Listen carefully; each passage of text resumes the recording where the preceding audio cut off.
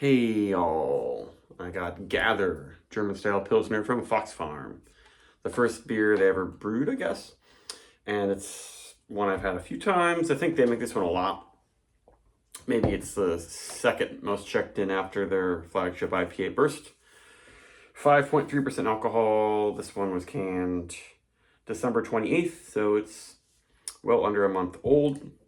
And they don't really tell you the ingredients, but German style Pilsner should just really be Pilsner malt and Satz hops, maybe some German noble hops like Hallertau, Hersbrucker, Spalt, those kinds of things, if you know about those.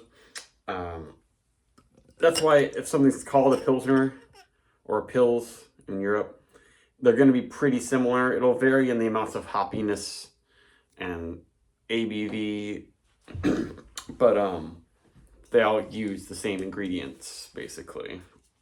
Or these the hops, the quote unquote noble hops of Europe are all basically the same species, just slightly different varieties grown in different areas. So there you go. And that looks okay. Some of their some of the lagers I've gotten from Fox Farm were really good, but just didn't have a fantastic head. And that's what I'm all about. That looks okay. Unless you get them on draft to the brewery and with a side pull, and they know how to use the side pull lager faucets. Looks very clear. Some tiny, tiny particulates and quite pale. I don't know if they do any decocting of this beer, which is where you boil a portion of the mash to kind of caramelize the sugars, get some flavor without adding some caramel malts or anything like that. I'm getting some nice aromas. Yeah, berries,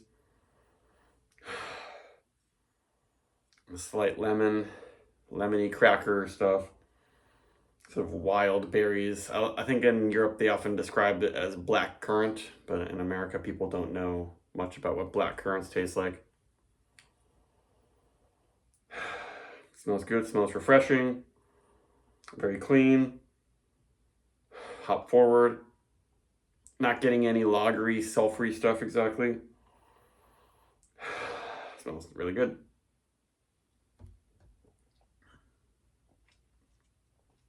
Very hoppy, a little bit prickly. I guess a German style Pilsner is supposed to be pretty dry and hoppy. It's not supposed to be kind of softer. Czech Pilsners can be more soft, and especially a Helles. And this one is definitely a hop forward German Pilsner. And the same berry notes carry in the flavor, which is really nice. Having something like this really fresh is nice because a lot of Pilsners like that. I mean, they can stay good for a while, but people seem to just rarely have them very fresh, especially if they're from Europe. But this is very good. And the head just kind of died down right away. That's the only thing sad. There's some lacing, but some breweries have been able to make some really thick, rich heads on their lagers coming out of the can. Notch used to do it better, not as much anymore.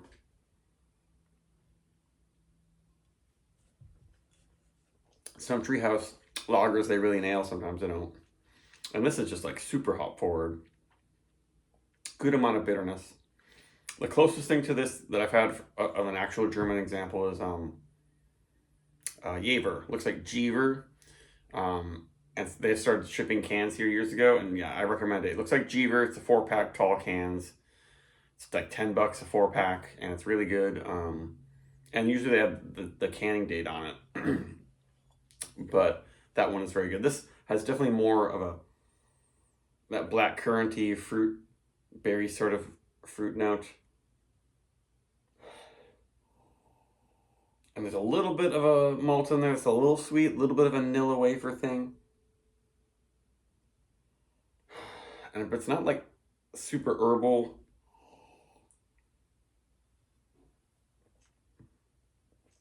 Super drinkable and refreshing.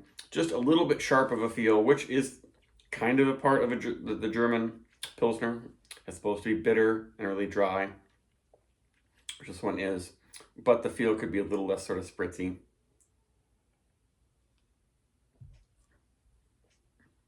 Not a deal breaker. There might be a little bit of a sulfury or some kind of lagery fermentation note in the finish. It's getting covered up by the other flavors. Yeah, I wonder if just from extra long lagering. I'm not sure how long they lager this beer. Doing extra long will kind of clean it up, but they'll give you a little bit of something. And there's also, yeah, now I'm drinking it more. There's some like deep, oily, herbal stuff happening. It's a little bit like foresty, not funky, but foresty for sure.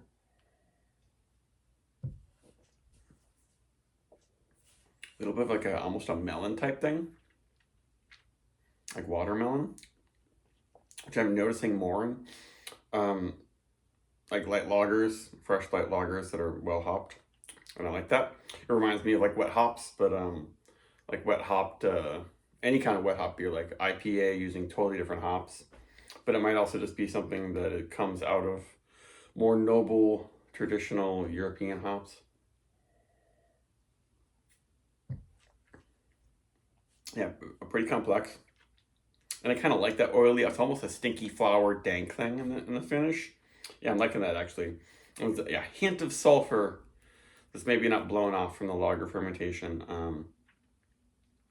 But it works with it. It makes it just adds a little bit of this sort of slightly funky note. Not funky like Brett and Macy's wild sour stuff. But yeah, really full flavored, great German lager. Just wish it had a little bit nicer feeling head. That's kind of all I could say.